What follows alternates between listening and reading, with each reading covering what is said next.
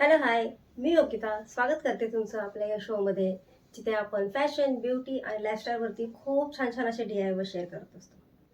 अहो, परवा माझा मुलगा स्कूलमधून आला ते डोकं खाजवतच. आल्यानंतर मला म्हणाला, की "मम्मा, माझ्या केसांमध्ये खूप खाज येते." जेव्हा मी चेक केलं तेव्हा मला कळलं, की त्याच्याही डोक्यामध्ये डॅन्ड्रफ झालेला आहे. हो, डॅन्ड्रफ कोणालाही होऊ शकतो.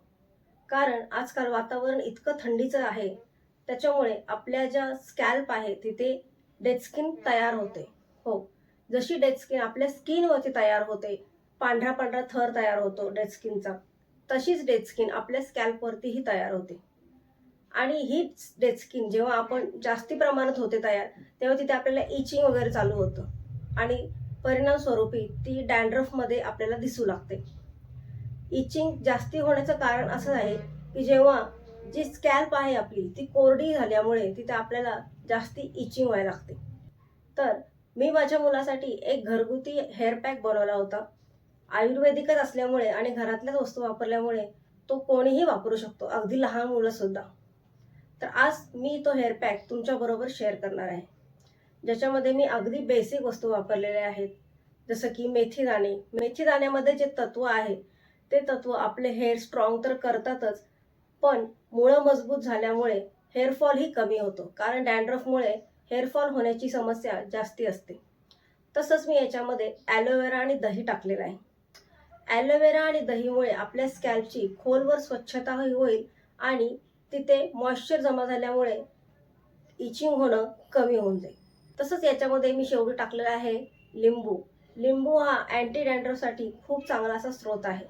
जर तुमच्या केसामध्ये डॅन्ड्रफ असेल आणि तुमच्याकडे या बाकीच्या काहीच वस्तू नसेल, तरीही तुम्ही नुसता लिंबू लावून सुद्धा जरी केस धुतले, तरीही तुमचा डॅन्ड्रफ कमी होण्यासाठी मदत होते. तर हा हेअर पॅक मी कसा केला, आज मी तुमच्याबरोबर शेअर करणार आहे.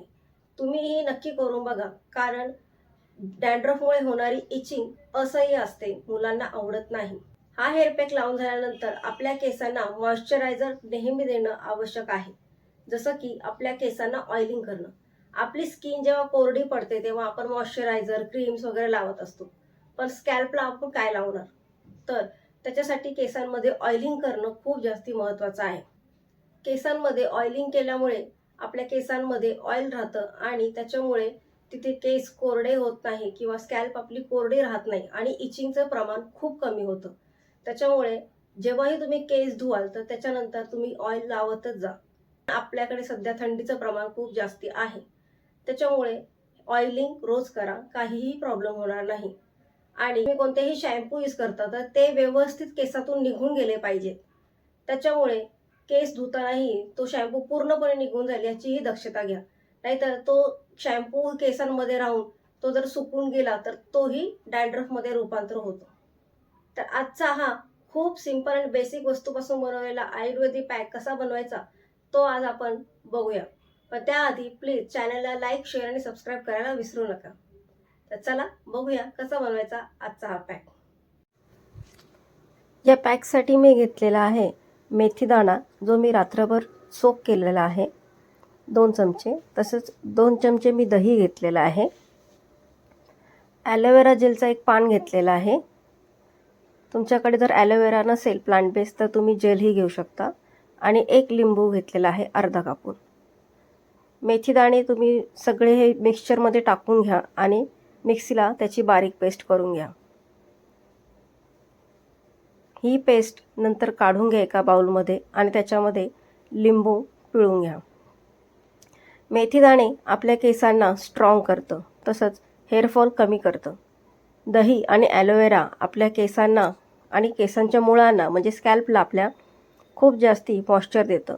त्याच्यामुळे केसांमध्ये ड्रायनेस कमी होऊन डॅन्ड्रफ कमी होण्यास मदत होते. आणि लिंबू ही डॅन्ड्रफ कमी करण्याचा सगळ्यात मोठा स्रोत आहे. हा पूर्ण केसांच्या पूर्ण मुळांना लावून घ्यायचा आहे. तुम्ही बघू शकता याच्या केसांमध्ये आधीही थोडा डॅन्ड्रफ होता. माझ्या मुलाने पूर्णपणे कवर करून घेतलं होतं की त्याच्या टी-शर्टवरती काही पडलं नाही पाहिजे.